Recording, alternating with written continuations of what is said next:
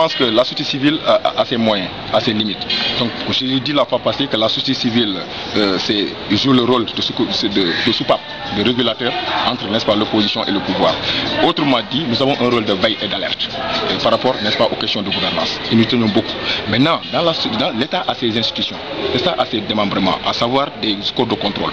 Mais la société civile aussi a sa manière de faire le contrôle. Notre contrôle est différent du contrôle de l'État. Notre contrôle, c'est quoi? C'est de faire des recherches, de faire des études, de demander aux populations qu'est-ce que vous en pensez. Parce qu'aujourd'hui, ce qu'on remarque, c'est quoi? C'est que les corps de contrôle, ils travaillent sur des questions de chiffres, à savoir vous avez dépensé combien, etc., de comptabilité.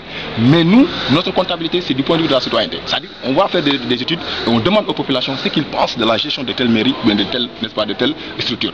En ce moment-là, c'est les populations, puisque les programmes et les projets sont destinés à ces populations-là, c'est l'impact de ces populations, le choix des populations, c'est par rapport à l'échantillon représentatif que nous avons posé sur le terrain que les populations, sur cette base-là, que nous allons dire qu'effectivement, les populations ne sont pas contentes de telle et telle activité. Donc c'est ça qui est intéressant de notre point de vue. Donc nous privilégions les populations, nous privilégions par exemple les citoyens, et nous leur posons directement les questions de ce qu'ils pensent par rapport, n'est-ce pas, à telle gestion, et que ces populations-là nous disent par rapport à un échantillon représentatif ce qu'ils en pensent, et on sort les études par rapport à ce que nous faisons. Donc c'est différent de l'État qui a un compte de contrôle, qui est là, qui regarde les chiffres, combien on vous a donné, combien est entré, combien est sorti. Ça c'est la comptabilité du point de vue des chiffres. Mais derrière les chiffres, il y a les populations.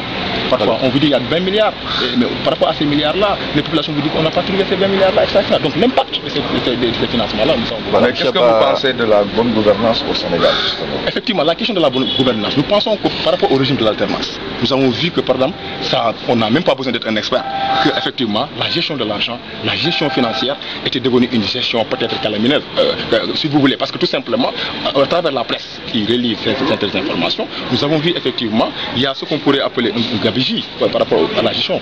Et aujourd'hui, on a l'espoir, parce que nous sommes là, nous jouons le rôle on a l'espoir, parce que pour ce pouvoir-là, qui parle d'austérité, et que cet élément d'austérité, à travers tous les pays en crise, Grèce, etc., on voit que ce sont des mesures drastiques pour pouvoir redonner davantage notre économie.